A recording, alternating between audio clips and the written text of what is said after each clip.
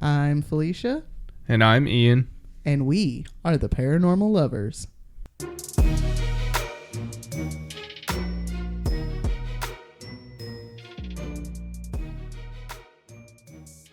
Hello, welcome back to another episode of The Paranormal Lovers. Hey guys, Hey guys. welcome back, and thanks for joining us for another episode, number 126. I feel like it's been a long time since I personally have covered a UFO or alien case. So that's what we're here to discuss today. But first, what did you love about this week? This week, I love that I finally, after 44 years, figured out how to do a Rubik's Cube. Mm-hmm. You sure did. I'm very proud of you. What did you love about this week? I loved going on the skilly hunt last night. Nice. Did not love accidentally knocking over my cup of hot chocolate on the poor terrator's table. That poor girl. Poor child. I felt so bad. Um, but that's what you get when people say truly wild shit. Yeah. Okay. Yeah. When you gassed my flabber. Yeah. So we were there and we were talking to some of the girls that work there, and we were talking about stupid shit people say at work that makes you like, could you just. This one girl was like, yeah, I was working at the casino. And the guy was like, so when you guys close the gate at night? She was like, I'm sorry, what are you talking about? And he was like, the gate that keeps the natives on the reservations at night. And she was like, are you serious? And his wife was like, yeah, he's serious. Also, I've only seen like 2 teepees. Where do you guys live? Oh, man. Yeah. So, needless to say, I knocked over my hot chocolate and I was like, I'm sorry. What? Um, Live in a fucking house, lady.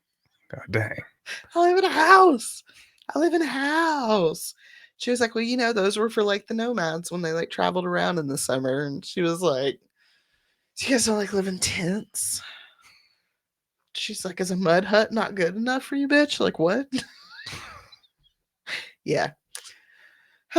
So that's crazy, but that was fun. I got to go with my coworker. It was a hoot. It was a blast. I don't know if we saw anything. I haven't really like looked through stuff. Yeah. Um, we got home late. We played some Minecraft. We went to bed. My head hurts. We're gonna get through this episode, and then I'm gonna go take a nap. Right. All right. So this is one of, if not the most well-known case surrounding UFOs and aliens. Today we are going to cover the crash outside of Roswell, New Mexico. Nice. Now, the US government has sworn for years that there was no UFO that crashed in the desert and secretly whisked away to Area 51 or where the fuck ever people say that they took it. Right. No, for years they have claimed it was all weather balloons. Mm-hmm. That is their go to for any report of UFO or UAPs, as they are called nowadays, at least until recently. Right. Until the last couple of, like, the last decade, they've just kind of been like, yeah, they're fucking out there, whatever. But up until then, it was a weather balloon. It was secret testing. It was just a drone. Mm-hmm. You know? Now it's military tech like planes and drones, but it is all said for the same reason. They want control over what we should know because they believe that the American public cannot handle being told about things like this. Right. Will panic, which, Sure. like, they're not totally wrong, but also give us the information and let us deal with it. Right. It's not your job to weed through and tell us what we can and cannot know. US government, you hear what I said? I said what I said. I am not suicidal, nor do I want to run away. Again, just gonna say that. Not that I'm important enough to kill, but you never know. Okay. Right. Black women really piss some people off. Time and time again, people have shown that they can't be trusted with news like that. Hell, we can't even get along with other humans, so why should we get to know about another species? Anyways, in 1947, the government was attempting to use weather balloons carrying listening devices to listen for atomic bomb tests, mainly by the Soviets, in a program known as Project Mogul. The Soviets. The Soviets. That's what I'm gonna start calling them. Oh, you're Soviet? On June 4th, a train of these balloons was released by researchers at the Alamo Gordo Army Air Force Base, and it is said that it was one of these balloons that landed on the ranch of W. Mac Brazel, some 17 miles from the launch site. Allegedly, supposedly, that's what it was. So a whole train of them? Yeah, they said they released like 1,000 of them or something, Huh. just to like float up in the sky. All right. So thanks, U.S. military, for polluting our Yeah. natural resources with your bullshit weather balloons. Right. Although supposedly, I guess they're going to clean it up, but whatever. Now, this was the 1900s before anyone had a radio or phone, and this was like early 1900s, not like 1990s, folks. And practically no one had a TV. So when Mac found the debris on his farm, tinfoil, rubber, tape, and thin wood beams, he had no idea what it could be, balloon or saucer. This was also during the Cold War when sightings of quote unquote flying saucers had picked up, and there was a fear of Soviet involvement. Those damn commies. Mac drove into the town of Corona the next day, where his uncle Hollis Wilson suggested it could be from quote unquote a flying disc. That's what I imagine he sounded like when he said it. You know, boy, you heard about them there flying disc?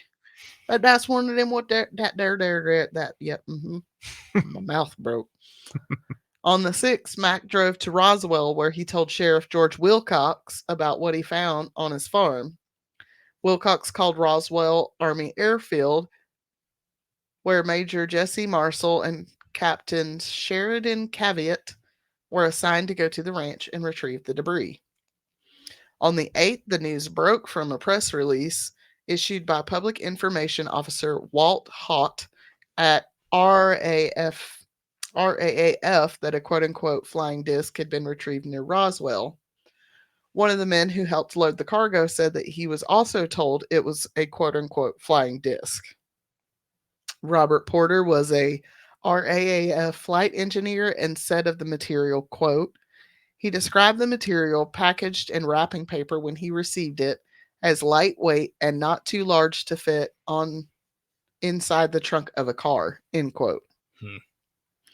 The press release issued by Hott reads, quote, the many rumors regarding the flying disc became a reality yesterday when the intelligence office of the 509th Bomb Group of the 8th Air Force Roswell Army Airfield was fortunate enough to gain possession of this through the cooperation of the local ranchers and the sheriff's office of Chaves County.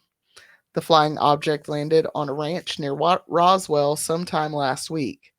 Not having phone facilities, the rancher stored the disc until such time as he was able to contact the sheriff's office, who in turn notified Major Jesse A. Marshall of the 509th Bomb Group Intelligence Office, end quote. Hmm. However, soon after a press conference was held where General Roger Ramey, his chief of staff, Colonel Thomas Dubois, and Weather Officer Irving Newton stated the debris found was that of a weather balloon, which is probably the most likely explanation. Again, I am a rational woman. It was the 1940s after all, and government tech was evolving at a speed that the general public was not aware of. Because again, you can't tell them anything because they might panic. Right. It was the fucking 40s, dude. Leave it to Beaver. June Cleaver shit, okay? Gee golly. Gee golly gosh, mister. So it shouldn't be a surprise that a rancher who doesn't even have a phone or a radio would not know what the hell he was looking at.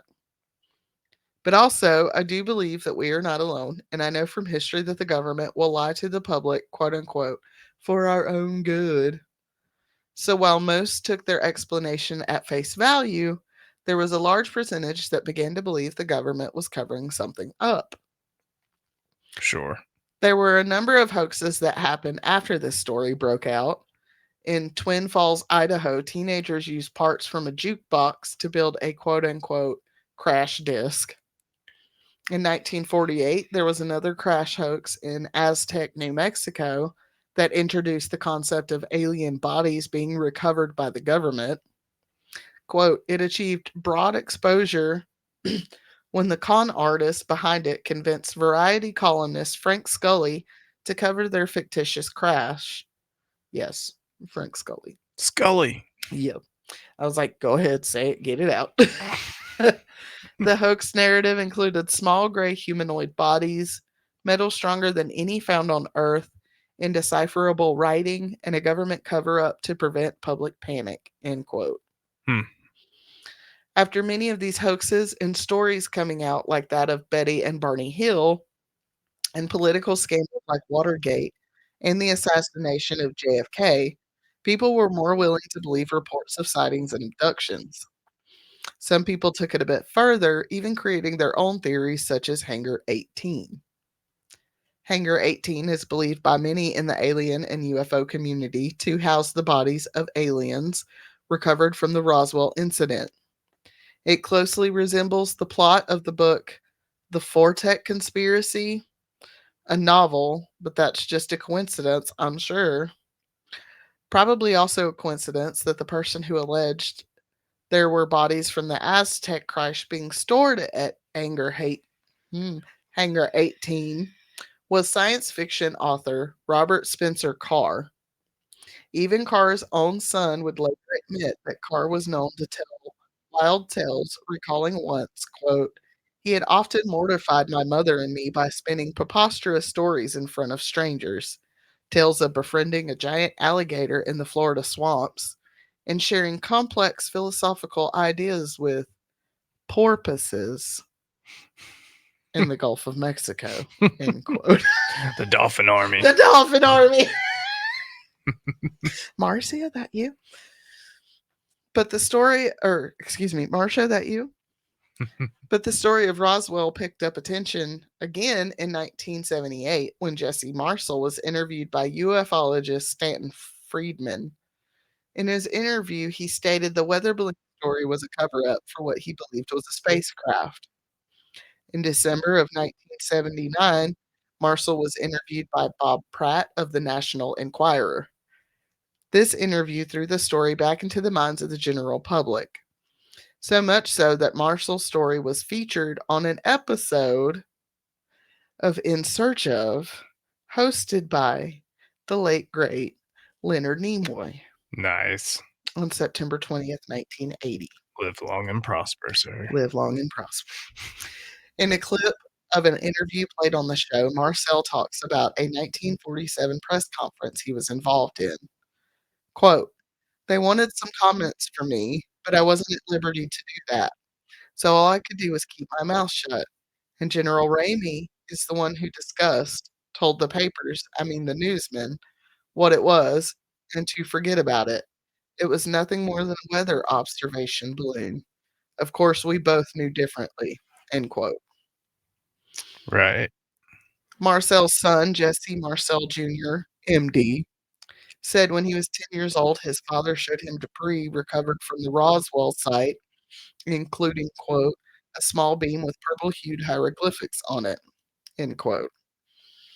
However, the symbols described on the beam match symbols on tape used by Project Mogul. Mm. The first publication that came out about this incident was the 1980 publication, The Roswell Incident, written by Charles Berlitz and Bill Moore. The theory they put forth in their book is as follows, quote, an extraterrestrial craft was flying over the New Mexico desert to observe nuclear weapons activity when a lightning strike killed the alien crew. Mm. It alleges that after recovering the crashed alien technology, the U.S. government engaged in a cover up to prevent mass panic, end quote. Sure. Which, like, okay, listen, listen. I keep talking shit about the government being like, no, no, we can't, we can't tell you about this because it might cause mass panic. But I get it. Yeah. Do you know the story behind the War of the World? Yes. H.G. Wells, Mhm. You know what happened when that shit played? Mass Panic. So, like, I get it. This book is also the one that introduced alien bodies to the Roswell story. They also had elements of the hieroglyphic writing and indestructible metal. And although the Aztec crash long been long declared a hoax, they attempted to claim that the Aztec crash was really the Roswell crash, and the locations had been mixed up. Listen, this shit's confusing, okay? I'm just telling you what it said. Now, the resurgence of interest in the Roswell crash brought another hoax to life, Majestic 12. Majestic 12 was an alleged organization that sent fake documents to ufologists during the 1980s. All of the people who received the documents were in some way connected to Bill Moore. Hmm. After the book was released, Moore was approached by a group of people pretending to be Air Force intelligence officers. They promised him hard evidence of alien bodies, but recruited him to spread misinformation within the UFO community. Wait, Bill Moore. Is that, like, connected to Marcia? Marcia? Hell, I don't know. Might be. Hmm. But Moore would confess to his lies at a MUFON conference in 1989. If you don't know what MUFON is, it stands for the Mutual UFO Network. This was supported by a phone call to the Air Force to verify certain documents that were supposedly from Majestic 12. And they were like, that's not our shit. Right. While Moore became something of a pariah within the UFO community, the overall conspiracy has lasted. After the initial story about the bodies came to light, Friedman interviewed Glenn Dennis on August 5th, 1989. Dennis gave an account of alien bodies and claimed to have received calls from the Air Force Base asking him questions about preserving a body and about hermetically sealed caskets. Dennis also claimed to have been told by a local nurse that she had witnessed one of the autopsies. Bookie bookie. Mm. On September 20th, you know, I miss the OG paranormal shows like Unsolved Mysteries. Yeah. You know, Ancient Aliens just doesn't do it for me. No. Give me Unsolved Mysteries, the creepy man in the trench coat. Right. Okay. On September 20th, 1989, Unsolved Mysteries aired an episode about the alien bodies, and 28 million people tuned in, probably my family as well. Yeah. I'm sure I've seen that one. hmm They did another episode in 1994, this time from Dennis's point of view, and the story would be adapted for a made for TV movie. Nice. A few years before, in 1991, Dennis would go on to co found a UFO museum in Roswell with Max Little and Walter Haut, the communications dude from the Air Force Base. Mm. When confronted with the fact that the nurse he had named in his story had never worked as a military nurse in 1947, Dennis admitted to making it up, but claimed it was a different woman. When that name didn't come up on records, he once again admitted to lying about that. Hmm. Now, as it goes with events like this, over time, as more people come forward with claims that they know something about body removals, the story starts to get out of control.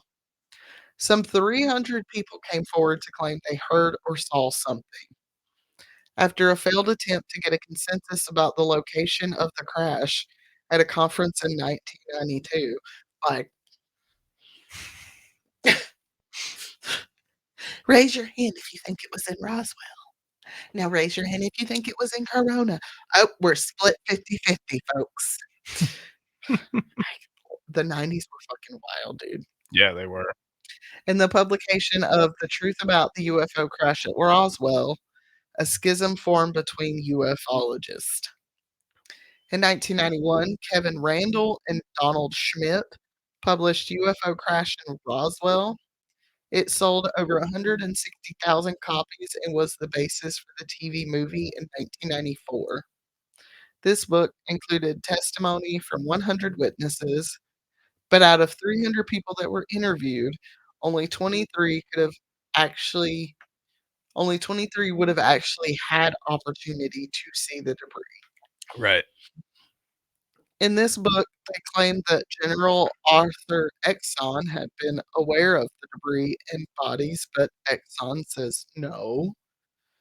Dennis's claim of an alien autopsy was also included in this book. Right.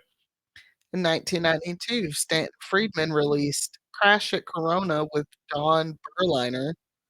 This story expands on the Roswell story even further, adding a second ship and making the number of aliens 8, with 2 surviving and taking it into custody by the military. Nice. 1994 would see the release of The Truth About the UFO Crash in Roswell, or The Truth About the UFO Crash at Roswell. This book added the claim of a cargo plane delivering alien bodies to President Eisenhower. Alright. It also introduced yet another crash site to the mix some 35 miles north of Roswell. Hmm. So this time we're up to like 4 books with Like different theories. 3 crashes. Yeah. Like 8, 9, 10 aliens. I don't know how many fucking aliens it's supposed to be now.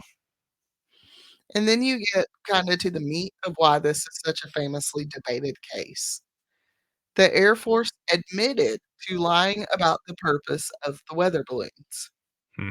In 1994, in a press release, it was admitted that it was a cover story for Project Mogul, the secret listening program. Hmm. Of course, members of the UFO community did not believe this, and again, it showed the people of the US that the government cannot be trusted to be truthful. Right. So, why not about aliens? Yeah. But media outlets and skeptics took this explanation and ran with it. The materials used for these balloons was found to be used in Project Mogul, and eyewitness reports of bodies being loaded into body bags matches the procedures, quote, for retrieving parachute test dummies in insulation bags designed to shield temperature sensitive equipment in the desert, Hmm. end quote. Alright. Which, like, if you're sending up the weather balloon, what the fuck you need a test dummy for?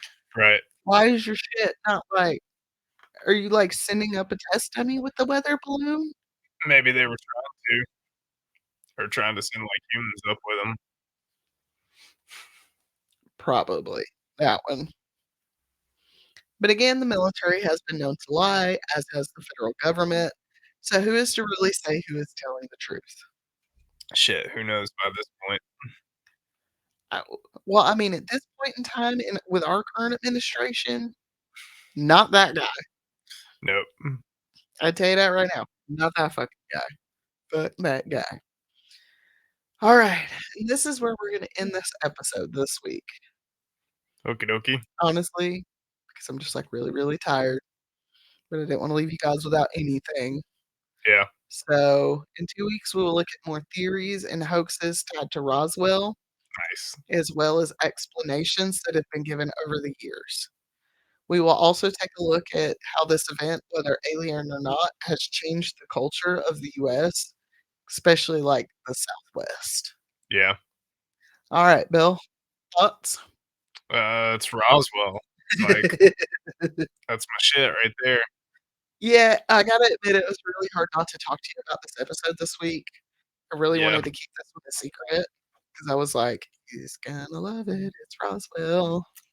Yep. And it's like we were talking about last night. I'm very realistic. I'm very rational. That's the word I'm looking for. Rational. I understand. It was probably a weather balloon with a listening device. Right. part of Project Mogul, but what if that wasn't all that crashed out into the desert? Yeah. You know what I mean? Yeah, I mean, they were working on, like, all kinds of spy plane shit back then.